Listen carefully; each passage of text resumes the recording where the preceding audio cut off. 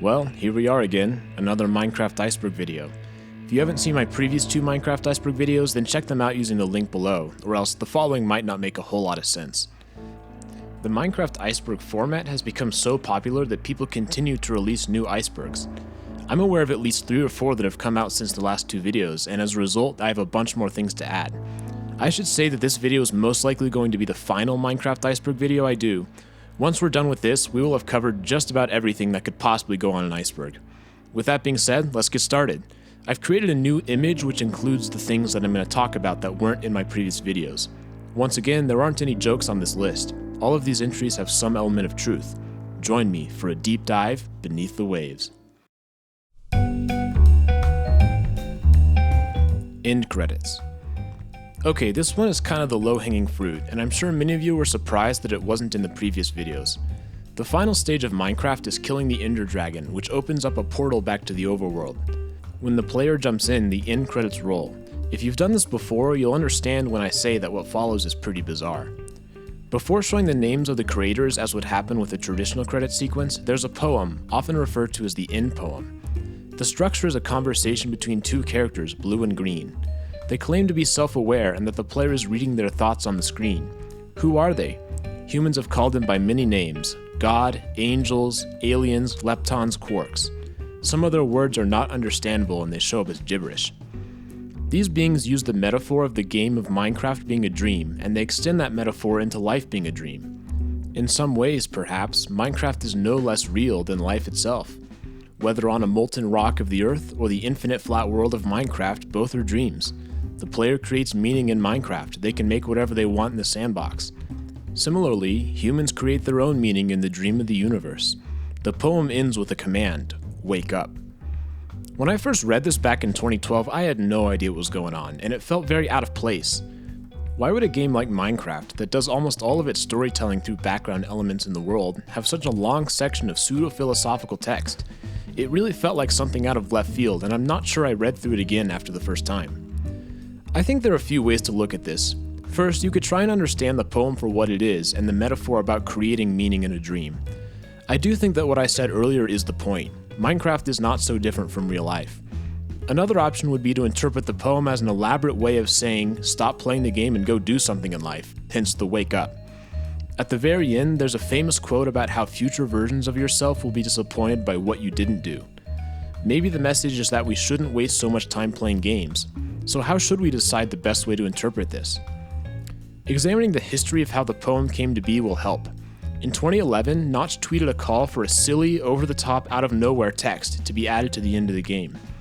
To me, this says that we shouldn't try to overanalyze how the end poem fits in with the rest of Minecraft. I think that it's there if you're willing to open yourself up to some philosophical ideas, but choosing to ignore it as I've usually done is also a valid option. Of course, there will be many people with many different ideas about this, so I don't claim that this is absolutely the correct way of looking at it. Lightning and mobs. Lightning has several possible effects depending on the mob it strikes. The charged creeper is pretty well known.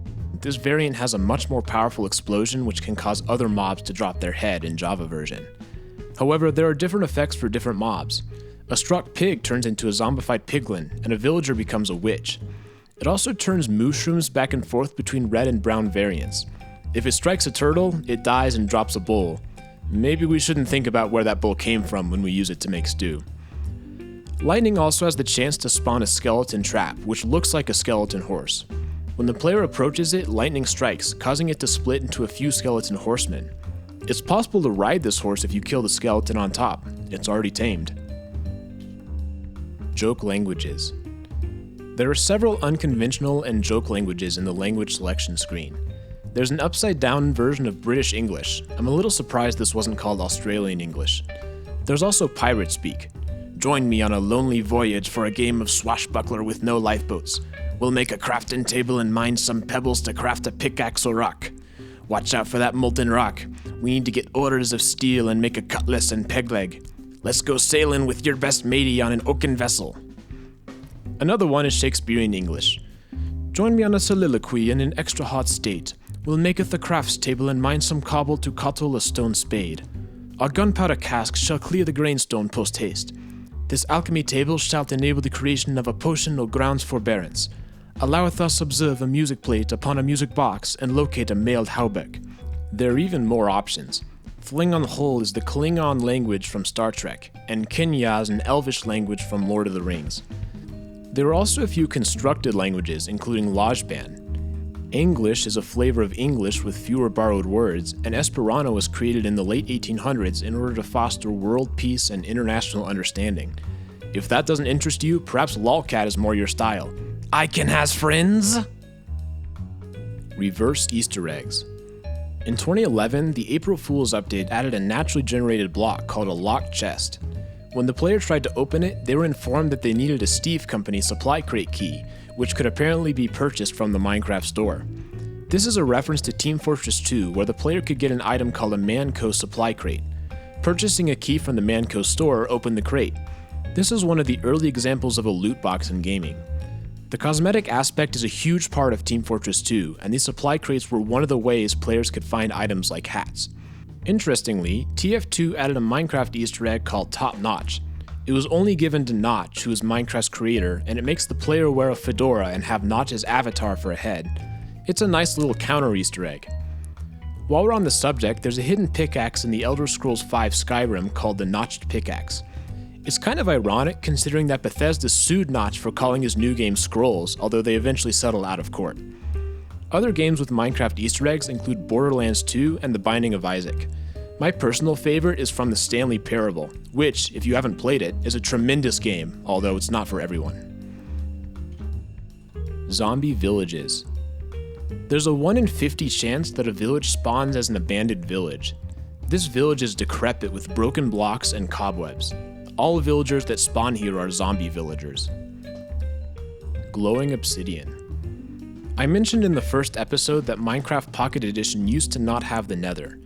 Instead, the player could activate a nether reactor, which would generate a structure and spawn pigmen and various items.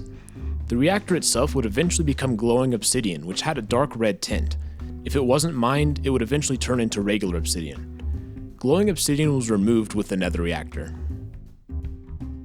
Mobs controlled by the moon. A few mobs are directly affected by the moon. Slimes can spawn underground in specific chunks called slime chunks, which constitute just a tenth of all chunks. However, they also spawn above ground in swamp biomes. The phase of the moon determines the likelihood of them spawning. They spawn most often during a full moon and never during a new moon. As the moon becomes fuller, skeletons and zombies are more likely to spawn with weapons or armor. It also increases the potential enchantment level of their gear. Spiders are also more likely to spawn with status effects, such as invisibility. Finally, during a full moon, half of all spawned cats or black.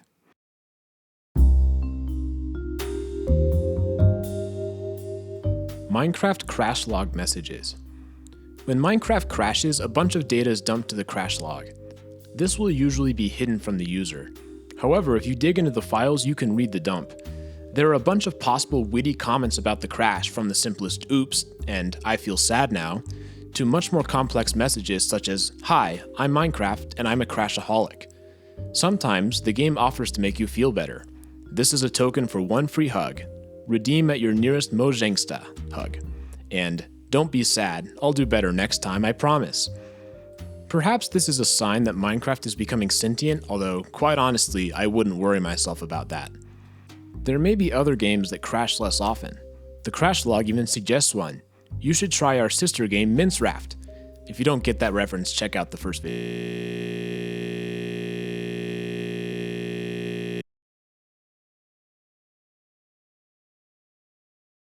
What I like about this Easter egg is that most people won't ever see it, especially since crashes aren't supposed to happen. But when it does occur, sometimes all you can say is, well, this is awkward. Hidden Nether Portal. The Legacy Console Edition of Minecraft comes with a tutorial world. There's a castle and several other interesting places to explore. There's also a giant Minecraft logo in the sky. If you travel up there, a hidden nether portal is deep inside. It's not that creepy, but it's a cool little detail. World Border. The Farlands were removed from Java Edition after Beta 1.8. They were replaced by the World Border and World Boundary. The World Border is a giant striped wall that the player cannot walk through. However, there are a few ways to get to the other side, the easiest being an Ender Pearl. But you won't get far. If you're playing survival, you'll take constant damage. There's also an invisible wall a few blocks outside of the border that cannot be passed without the use of hacks. And if you go far enough out, chunks just stop generating. Endermen in all 3 dimensions. There are a lot of strange things about the Endermen. They're arguably one of the most mysterious of all the mobs, as they're large and vaguely humanoid, although with crucial differences. They're one of the few mobs that can teleport naturally, the only other mob being the shulker. I'll mention this because I know someone's going to bring it up, but tamed animals can also teleport to the player. However, I don't see this as natural teleportation, rather it's a mechanic to make the game more playable. Endermen also hold the distinction of being the only mob that can spawn in all 3 dimensions. We can break this down pretty easily. It's obvious that the End is the home of the Enderman. I mean, just look around, it's all you see. And the dimension name is End for crying out loud. So we can assume that all Endermen come from the End. To get to the overworld, perhaps they were able to make a portal. The technology clearly exists in the End, although it seems that the Ender Dragon is guarding the exit. However, the fact that End ships have dragon heads imply that sometimes the dragon dies, and some of the Endermen leave for the overworld using the newly opened portal. The Nether is harder to explain. Although obsidian exists in the End, Endermen are incapable of picking it up. And it wouldn't matter anyways, because a Nether portal cannot be lit in the End. So the only path to the Nether is through the overworld. The ruined portals scattered about imply that at one point there were many connections back and forth, and the Endermen could have simply used these. Another possibility is that some Endermen can teleport across dimensions, although there's not really any evidence for this. Enderman sounds. While we're on the topic, the Endermen have some interesting sounds compared to other mobs. Many of their ambient noises sound remarkably similar to human language.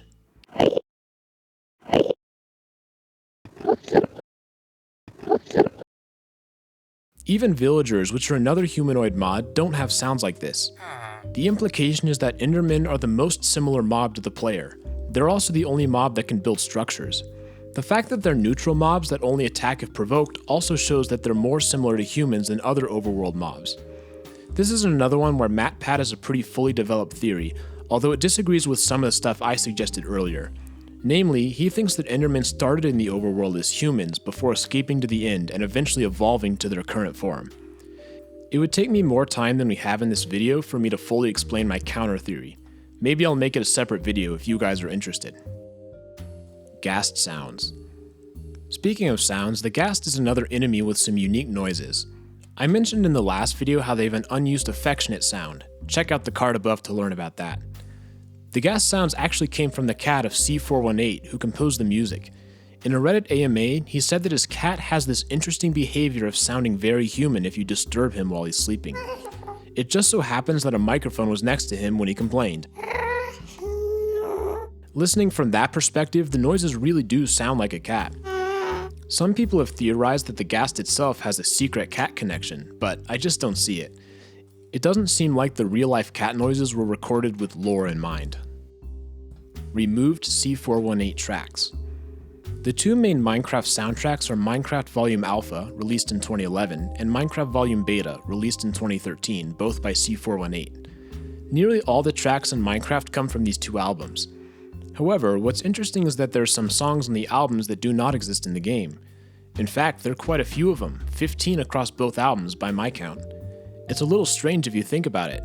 Why call it a soundtrack if so many of the songs aren't even there? The explanation is pretty simple. C418 explains, I like to add more stuff to the songs that are in the game because I feel like players are probably not as interested in buying music that's already in the game. So, extending the album into a more cohesive piece that can be played on its own feels better than just taking all the sound files and slapping them onto an album.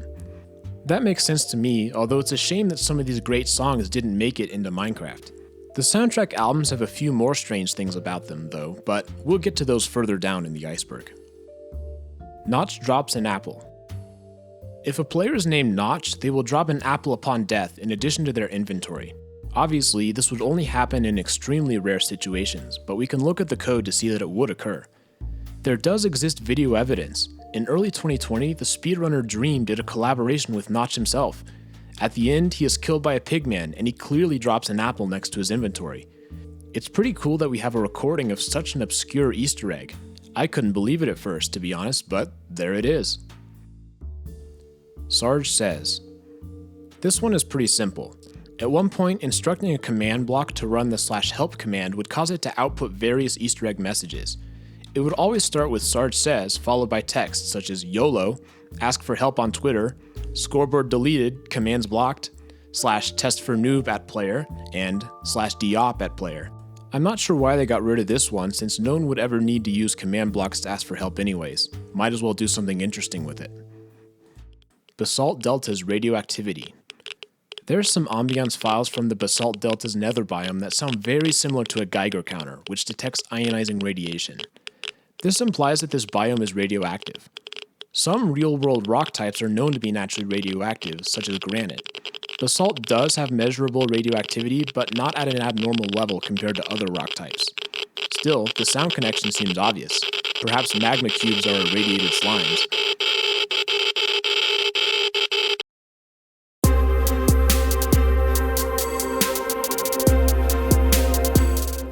Pigman blood. Before the Nether update, the Nether was full of zombie pigmen instead of zombified piglins. One of their distinctive features was green blood on the edges of their skin, exposing the skull and bones. However, this wasn't always the case. Initially, they had red blood, which makes them look quite a bit scarier in my opinion. Notch said that he changed the texture because he wanted Minecraft to be a game that's scary without blood. That's fair enough. One of the reasons the old texture was so shocking is because it felt out of place compared to the rest of the game. And Minecraft certainly has its scary moments.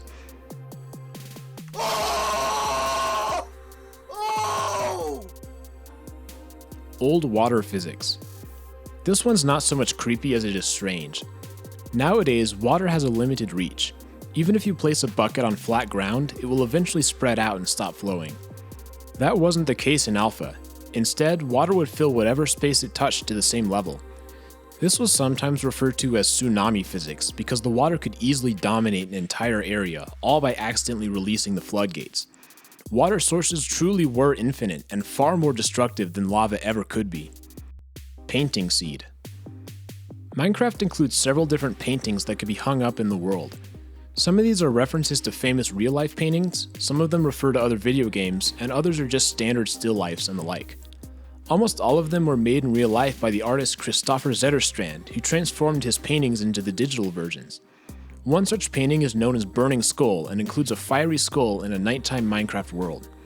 Amazingly, the seed for this world has been found, using some similar techniques to the pack.png hunt. That makes 3 seeds from in-game images that have been discovered. Pretty amazing. While we're talking about paintings, there are 4 unused paintings in Bedrock Edition. They're all 2x2 blocks and 32x32 pixels. Each shows an elemental image including earth, fire, water, and wind. There's really not a lot of information about these. We don't even know who the original artist is. Also, why not in Java?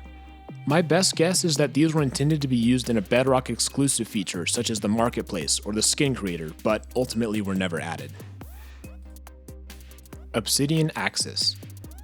Very old versions of Minecraft included obsidian walls that started at the origin and extended along the cardinal directions forever. They only existed for about 2 weeks. These were most likely debugging structures, similar to the glass towers that used to spawn above strongholds. Monoliths.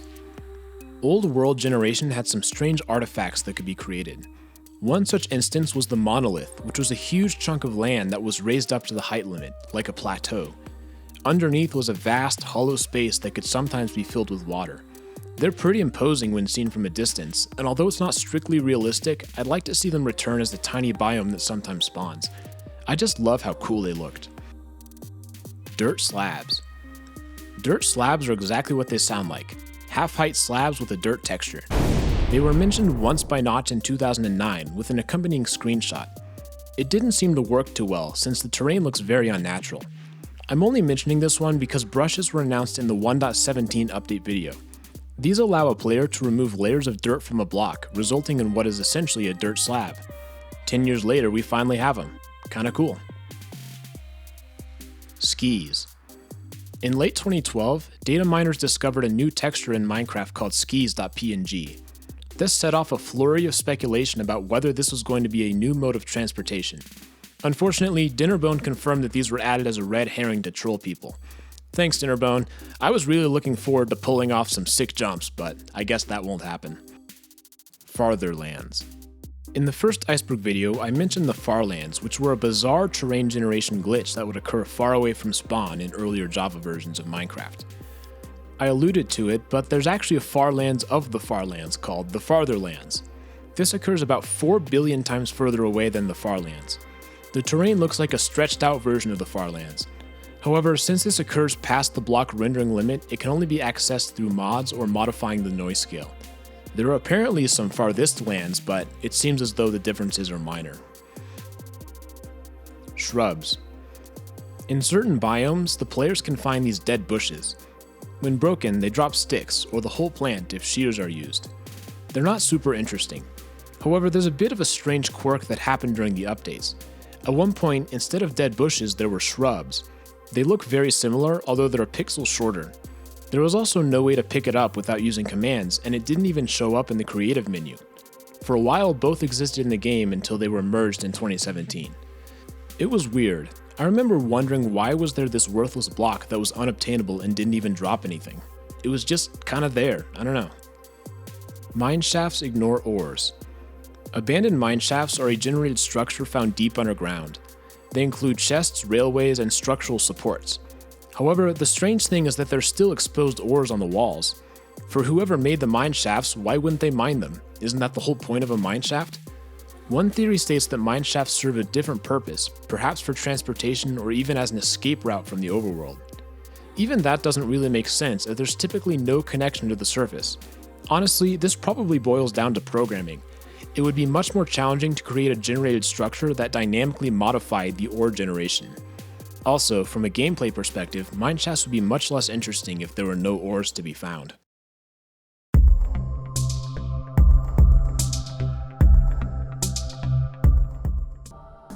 Cave Sound 14. I mentioned in the first video how there are many creepy noises that play when deep underground. The game refers to these as ambiance, and there's a big list of sounds it chooses from. One of these is Cave Sound 14.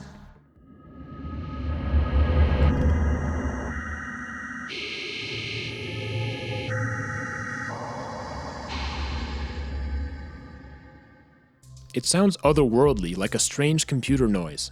We can look at the spectrogram in the same way that we did for Disc 11. The result is a creeper face hidden in the audio.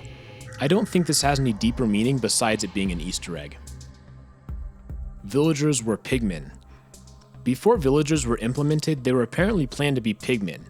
Notch posted on Twitter that it was very likely that the townspeople would be pigmen. Of course, that didn't happen. They were eventually implemented as zombie pigmen, until the Nether update where they were replaced with piglins. Minecraft 4K. No, this isn't a high-resolution RTX Minecraft. In fact, it's quite the opposite.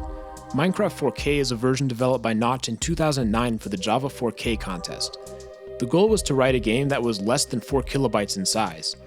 It's obviously pretty limited with no UI and a small world. Still, it's playable and you can download it using an archive link in the description. It resembles very early versions of Minecraft, and it's pretty impressive if you ask me. Hell World. The two main world types are default and superflat. Java includes several more, such as amplified, large biomes, and single biome. Caves spawns the player deep underground with an impenetrable bedrock sky, and floating islands is the closest we've got to the sky dimension. Of course, there's also the debug world. Bedrock players might be surprised to hear about these world types, but there are even more in Java that have been removed. Specifically, InDev included a feature called the map theme, which would dramatically change how the world would generate. The most memorable of these was Hell, which replaced all water with lava. There were gameplay effects as well. Overall lighting was reduced, and mobs would spawn at any time. Other types included Paradise, where the sun never set, and Woods, where it was constantly overcast. On the opposite end of the spectrum, in Alpha there was a chance that a map could spawn in Winter mode, where it was constantly snowing and the water was frozen. This was removed with the addition of biomes, although it could be seen as Minecraft's very first biome. Netherrack is flesh. Netherrack is a Minecraft block that, unlike stone or wood, doesn't exist in real life. As a result, people have tried to figure out what it is exactly. We know that it gets mined much more quickly than stone, which implies that it's not as hard. One theory is that Netherrack is flesh. The older texture had a section that looks a little bit like a face, and the colors would match up. However, that was removed with the texture change. Even so, one could still argue that it looks like flesh. Although netherrack was initially called bloodstone, I don't think there's a lot of evidence nowadays. First, it can be smelted, creating a nether brick. Flesh wouldn't react in this way. Also, netherrack burns indefinitely, again, something flesh wouldn't do. I suppose this theory is possible, but I would need to see a really good piece of evidence to believe it. Infiniminer. Infiniminer was a game released back in 2009. It was a voxel-based multiplayer game where players could search for minerals in a procedurally generated map. Infiniminer suffered a major source code leak, exposing vulnerabilities to hackers. Afterwards, Notch began work on a new project. The very first we see of it is in a video called Cave Game Tech Test. The description reads, "This is a very early test of an Infiniminer clone I'm working on. It will have more research management and materials, if I ever get around to finishing it." Unfortunately, that game never amounted to much. There are of course theorists who claim that Notch leaked the source code and stole it for his own use. That doesn't really hold up, since Infiniminer was written in C# and Minecraft is in Java. Still, the inspiration is obvious, and it's corroborated by Notch himself. Monster under the bed. A bed allows a player to skip the night or a thunderstorm, awaking the next morning. However, if there happens to be an enemy nearby, the game reads, "You may not rest now, there are monsters nearby." Nowadays, once the player falls asleep, they are safe for the night. That wasn't always the case, however. In Beta 1.4, a player could sleep at any time. A sleeping player in an exposed area could suddenly be awoken in the middle of the night by a skeleton or zombie. This is akin to the monster under the bed. Once you go to sleep, it comes out to attack you.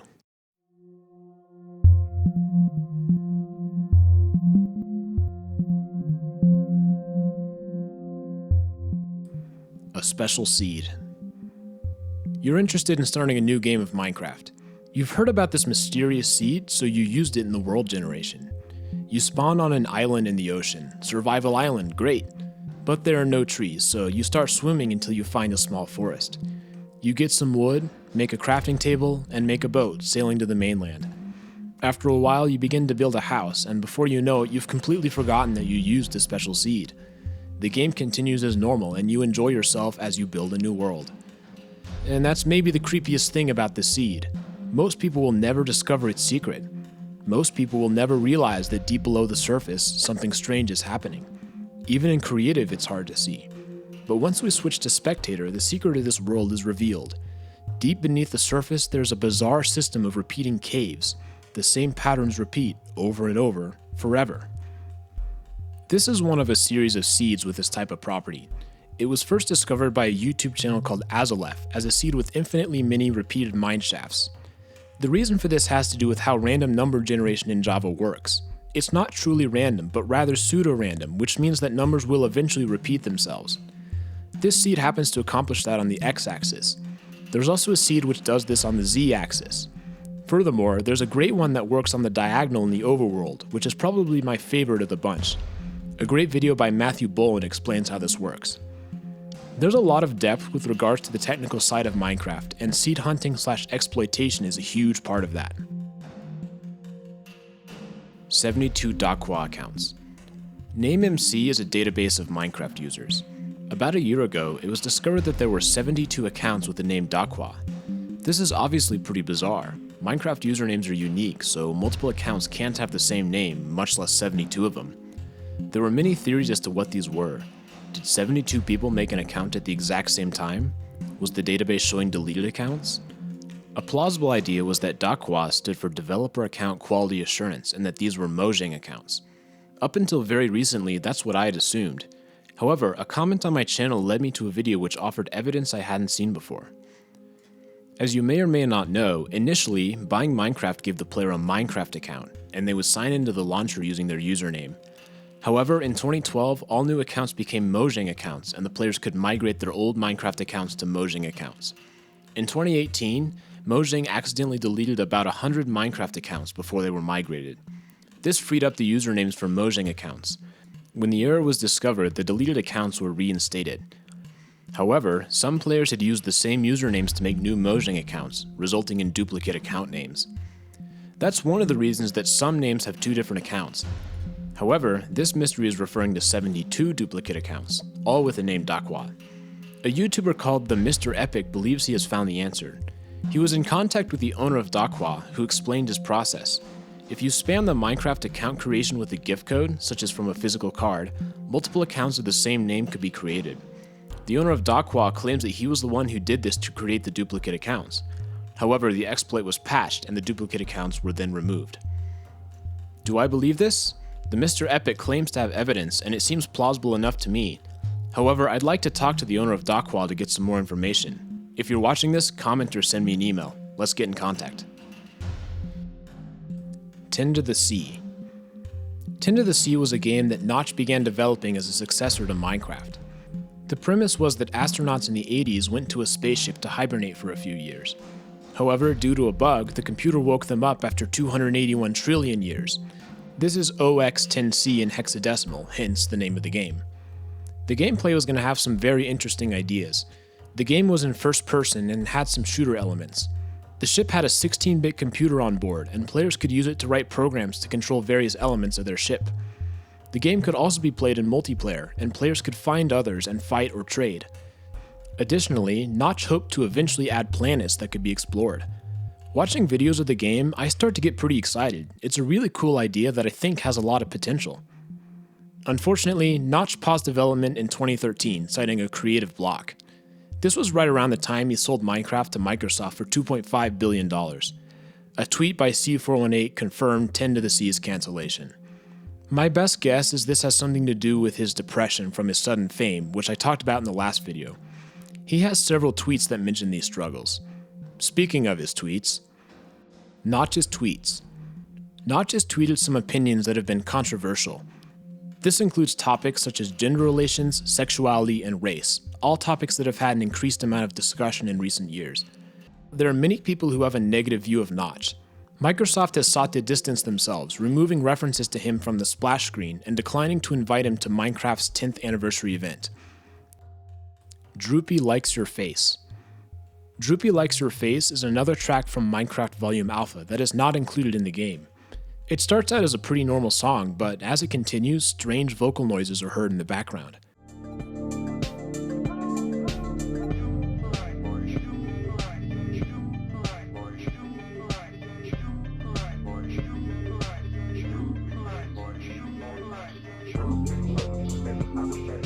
C418 gives us some more information on what this meant.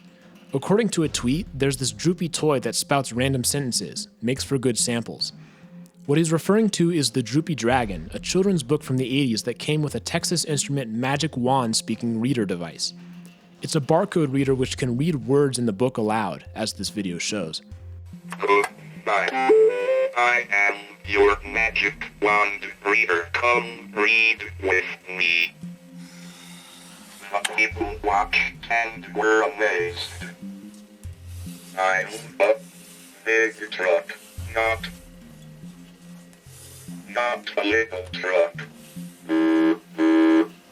C418 used these samples in the track. This is pretty obscure, and I'm not sure we would have figured it out if it weren't for the song title and his helpful tweet. Air.ogg. I mentioned the Infinity update in the first video, which was an April Fool's update that allowed players to travel to infinite dimensions. Some of these dimensions were named and had specific generation rules. Players quickly identified 42 of these. However, it soon came to light that Bach, the creator of the snapshot, had actually coded 43 hidden dimensions. On a Discord chat, he gave out a few hints, including the fact that the name was not a single word. Then, he released a link to a mysterious sound file from his website called air.ogg.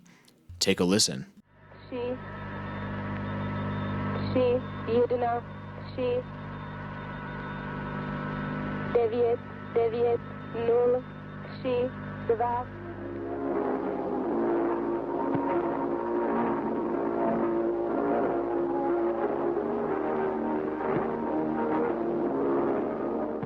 2. Seven, 2, 5, 7, 2, 5, 7, 1, 2, 3, 4, 5. It's some strange stuff, to be sure. If you pay attention long enough, you'll discover that there are various different tracks that eventually repeat themselves. One such track begins with the Minecraft music we know and love, followed by something that's a little bit less welcoming.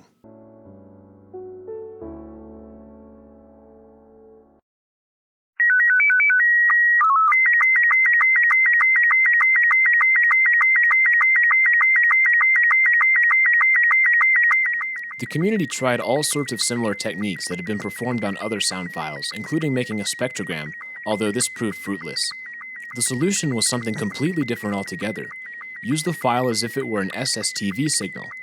I tried this for an hour and I was unable to do it. Although the audio is clearly SSTV, I could never get a clear image, so I'm taking their word here. If someone has the specifics of how this was done, let me know. The Discord user NekoFood was successful, however, and here is the image. This is a very long phrase that is hopefully not in any dictionary is the word phrase. Typing it in, we teleport to a world with a strange message. Hello.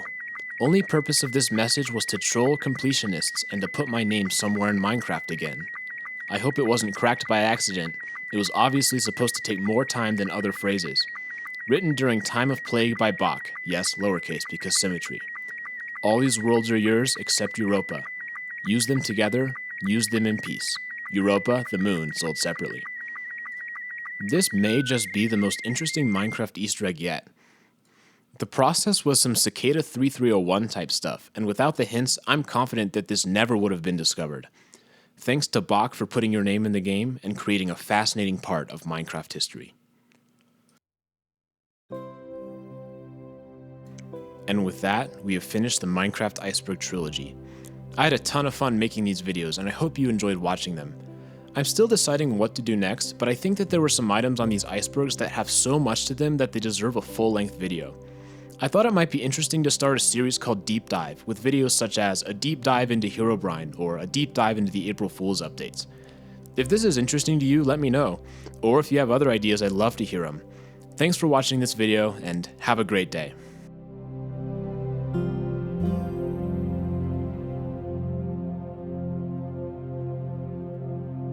You